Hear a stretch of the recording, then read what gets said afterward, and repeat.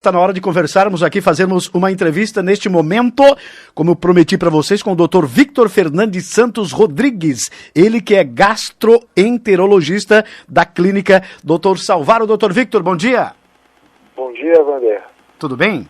Tudo bem, é um prazer estar aqui falando contigo. Pois é, a gente... No próximo Vituvo. Doutor Victor, nesses últimos dias a gente costuma dizer tudo bem na medida do possível, né, doutor? Tá meio complicado as coisas, é meio diferente, né? Sim, Tudo é típico, né? As rotinas são diferentes e a pandemia aí modificou muito a nossa vida, né? Certo. Doutor Victor, o que é gastroenterologia e quais as doenças que ela trata?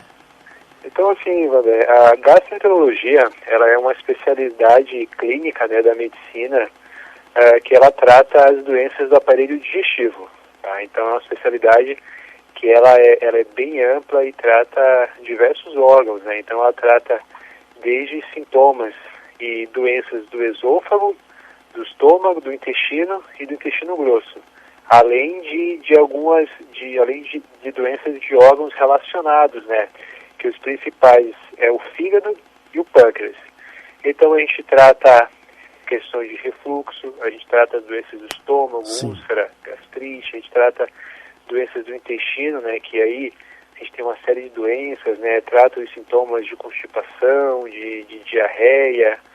Dentro do fígado a gente vai acabar tratando as hepatites, tratando cirrose, problemas aí, né, de um pouco de doenças, né, da via biliar, também a questão do pâncreas, pancreatite aguda, pancreatite crônica. Então são aí um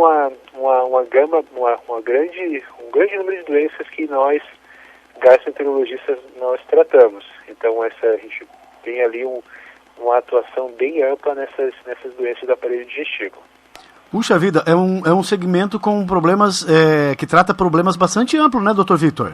Exatamente. Então vai pegando exemplos, né, por exemplo, refluxo ali, né, azia, essa é uma parte doenças do esôfago, ali as dores de estômago, diarreia.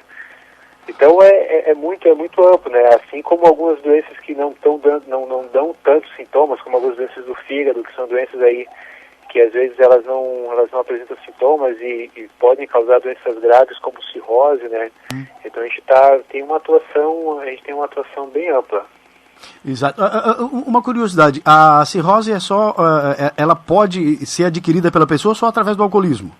Não, isso aí, inclusive, Vander, é um erro um equívoco comum, né? As pessoas, elas sempre associam a cirrose ao álcool. Sim. Mas se a gente pegar no Brasil, por exemplo, o álcool, ele não é a principal causa de cirrose do Brasil. No Brasil, nossa principal causa de cirrose é hepatite C, tá? Então, assim, o que é a cirrose? A cirrose, ela é, digamos, a consequência final de uma série de doenças. Tá? Várias doenças que acometem o fígado podem causar cirrose, entre elas o alcoolismo. Claro, o alcoolismo ele vai acometer várias partes do corpo, né? Mas uma parte que o álcool acomete realmente é o fígado. Mas, por exemplo, pegamos o Brasil. A principal causa de cirrose do Brasil hoje, se a gente pegar as listas de transplante, os pacientes de consultório, é hepatite C. Agora, quais são outras causas? Então, a hepatite C, o alcoolismo, a hepatite B. A gente tem algumas doenças que são doenças assim metabólicas, né? Por exemplo, hemocromatose, que é uma doença que, devido a uma alteração genética, a pessoa aumenta a absorção de ferro e esse ferro pode acumular no fígado, pode causar uma inflamação, isso pode levar a cirrose. A gente tem algumas doenças autoimunes, né? Por exemplo, tem uma doença que é a mais comum, que é a hepatite autoimune, é quando o corpo da pessoa, digamos, reconhece como algo estranho o fígado. Então, o próprio corpo da pessoa acaba atacando o fígado. E isso é uma causa de cirrose. Tem outras doenças de acúmulo de cobre. Tem outras que outras doenças de depósito, alterações metabólicas, causas genéticas. E inclusive, assim, a gente vai ter ali um percentual pequeno, né, mas assim, uns 5 a 7%, que a pessoa tem cirrose e a gente não sabe a causa. A pessoa investiga, não chega a uma causa clara, né. Algumas medicações podem causar quadros crônicos, né, do fígado e podem levar a cirrose. Então, Então, às vezes a gente chega, alguns pacientes se surpreendem, né, quando a gente recebe um diagnóstico, fala assim, eu nunca bebi. Mas isso aí infelizmente, existem várias outras causas de cirrose. Inclusive, no Brasil, por exemplo, o alcoolismo é a segunda causa de cirrose. A primeira é a hepatite C. Importantíssimas essas informações. Agora, Dr. Victor Fernandes Santos Rodrigues, gastroenterologista. E nessa época que estamos vivendo aí, uma época atípica, né? Qual a relação entre o coronavírus e a gastroenterologia? Então isso aí é uma coisa assim, o coronavírus é um vírus que está surpreendendo todo mundo, né? Primeiro se espalhou pelo mundo, né? E inicialmente foi identificado como um vírus que causava um quadro respiratório, né? Então aqueles pacientes tinham uma infecção, tinham tosse, febre. Mas o que se notou, assim, logo no começo, já lá na China, né, nos primórdios da doença, se notou que esse vírus ele causava vários sintomas, né? Então já se identificou que poderia frequentemente levava a problemas nos rins, né? Causava insuficiência renal. Hoje está muito comum, né, se falar sobre doenças de pele. Agora, uma coisa que lá no começo se notou é que o coronavírus, ele desde o começo, ele tem causado muitos sintomas do aparelho digestivo, tá? Então, assim, quando existem alguns estudos que mostram assim, que 60% a 70% dos pacientes eles podem ter algum sintoma digestivo no contexto de uma infecção pelo coronavírus. Claro que o mais comum desses sintomas é o que a gente chama de anorexia, que é a perda da fome, a perda do apetite, né? Isso é um sintoma muito inespecífico. Agora, assim, se eu tiro a anorexia, que é um sintoma meio mais geral, e foco assim entre sintomas dor abdominal, diarreia, esses sintomas mais assim focados, né, do aparelho digestivo, a gente tem um percentual ali, que varia de 20 a 40% conforme os estudos. Pegando pacientes brasileiros, e já tem assim lá no começo, já começou a se relatar que no Brasil, em torno de 20 a 25% dos pacientes com coronavírus, eles podem apresentar, eles tinham diarreia no meio dos seus sintomas, sabe? E isso, inclusive, tem uma explicação. O vírus, o coronavírus, ele, para entrar na célula do corpo humano, né, ele aproveita algumas estruturas da célula. A gente tem o que a gente chama um receptor ECA12, o nome desse receptor. Sim. E ele está presente no pulmão. Então o vírus, ele se acopla ali naquele receptor e acaba entrando, ele está na via respiratória, né, então ele acaba se acoplando ali e entra para dentro das células do pulmão ali, causando infecção. E esse mesmo receptor, ele está presente também no intestino. Então, claro, isso ainda não está documentado, mas se acredita que o vírus ele vai ter também um efeito direto sobre o intestino. Sim. E outra coisa que é bem interessante é que em pacientes infectados por coronavírus, se mostrou que o vírus, ele, assim como ele está presente na garganta, ali na via respiratória, que é por onde faz o exame, a gente tem um percentual alto de pacientes que ficam com o vírus vivo nas fezes. Então, assim, isso é mais uma coisa que chama atenção. Nas fezes gerais, doutor? Nos pacientes infectados, né? Aqueles pacientes que estão infectados, eles ficam. E o que é mais, assim, eu diria surpreendente é que muitas vezes o paciente, isso aí foi documentado por estudos, pegaram pacientes e ficaram monitorando. Ele se curou, ele não tinha mais vírus na garganta e ele continuava tendo vírus nas fezes por mais alguns dias, sabe? Mesmo sem sintomas. E isso acaba sendo algo assim que eu diria que chama atenção para a questão assim, da própria propagação do vírus, né? É mais uma, digamos, uma via, a gente fala muito sobre usar máscara, e realmente é essencial, certamente. A gente, inclusive, está fazendo uma entrevista aqui por telefone, assim, é importante esse distanciamento social. Sim. Mas agora, o que é importante também? Por exemplo, lavar os alimentos. A gente pega assim, a gente se esquece, parece que é só na fala, mas às vezes alguém que está com a mão suja, às vezes... por exemplo, alguns locais que o saneamento não é tão bom, as fezes com o vírus, né, estão espalhadas por algumas cidades, contaminando rios, contaminando a água que muitas vezes vem para nossas torneiras, sabe? Então, tem algumas cidades, assim, claro, o objetivo aqui não é criar, assim, pânico, né? Mas é informar, né?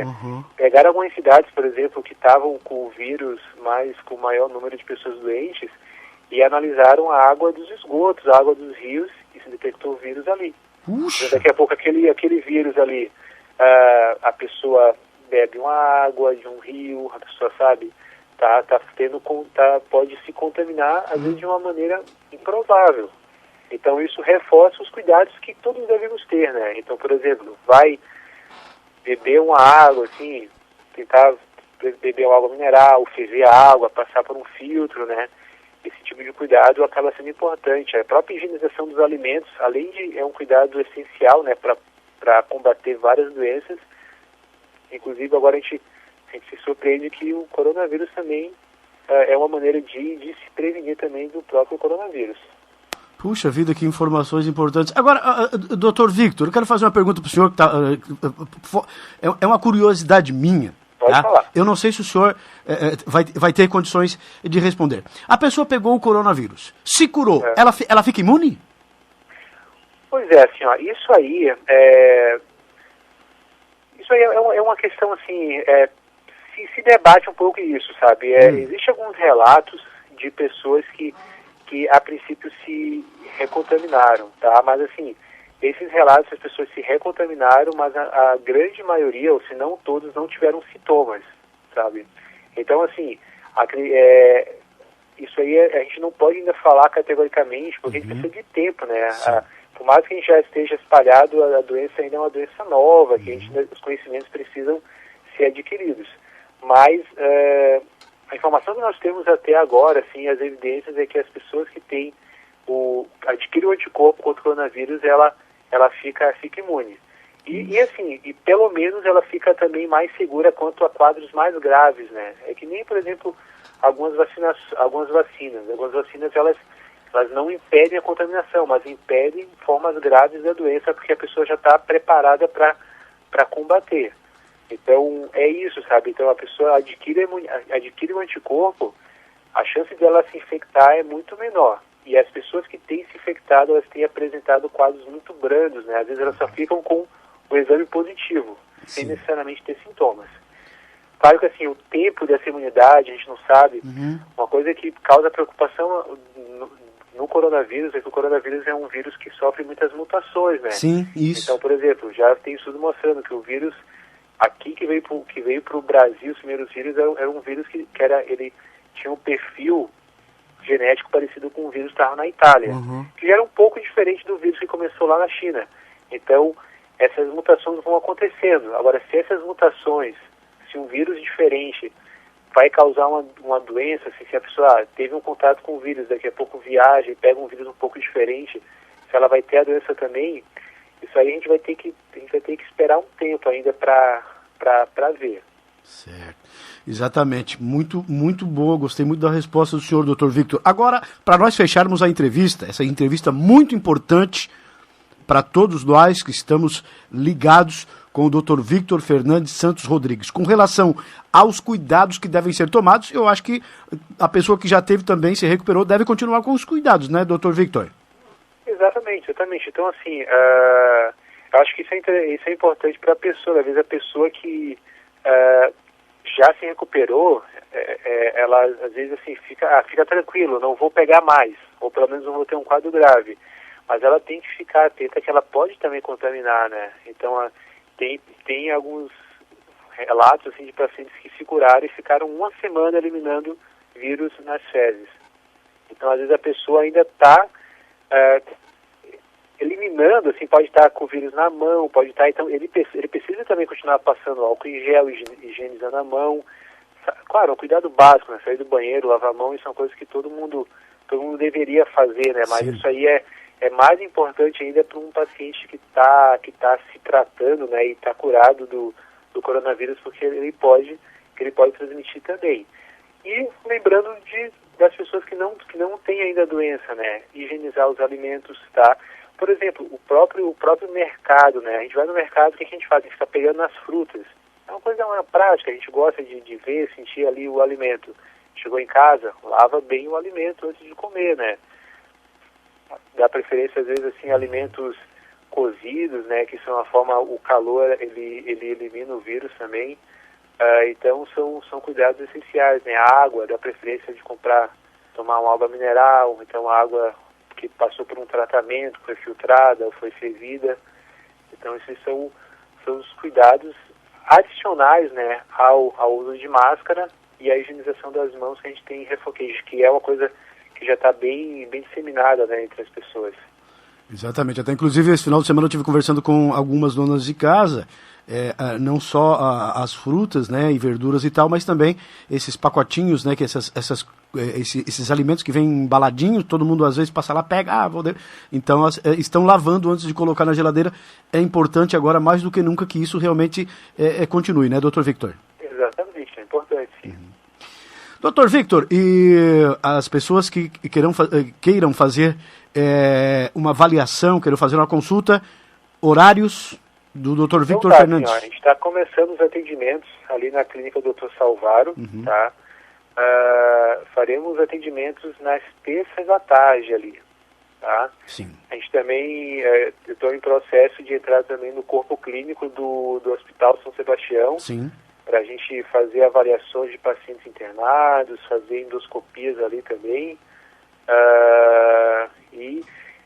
Claro, a gente ainda está no processo talvez de atender também lá no hospital, tá? Mas isso aí não é uma coisa certa. Por enquanto a gente tem ali o atendimento na clínica do Dr. Salvaro, e também os exames e avaliações de pacientes internados ali no Hospital São Sebastião. Tá bom. Dr. Victor, muito boa essa entrevista, foram respostas excelentes, o senhor se pronunciou muito bem, eu tenho certeza que o pessoal só tem a agradecer, e eu gostaria que em outra oportunidade o doutor voltasse para a gente conversar com mais elementos que existem dentro da gastroenterologia, e espero que daí em tempos que não tenha muito corona, né, por aí, né? Muito corona, né, doutor? Não, com certeza, estou à disposição, né? Eu gosto muito desse meio, a rádio é uma coisa que eu gosto, estou sempre disposto aí a dar entrevistas, esclarecer, né? Acho que é muito importante. Certo. Quanto mais conhecimento a população tiver, melhor né, para a gente diminuir a propagação de doenças, diminuir as doenças e mudar hábitos aí para trazer saúde para as pessoas. Certo. Então, fico à disposição, quando precisar ali, podem entrar em contato comigo da rádio, e a população que quiser ali as informações, atendimentos, pode procurar atendimento ali na clínica do Dr. Salvaro. Bom dia para o senhor e para toda a equipe da clínica do Dr. Roberto Salvaro. Muito obrigado, e um bom dia para vocês também e para toda a população aí de Turvo.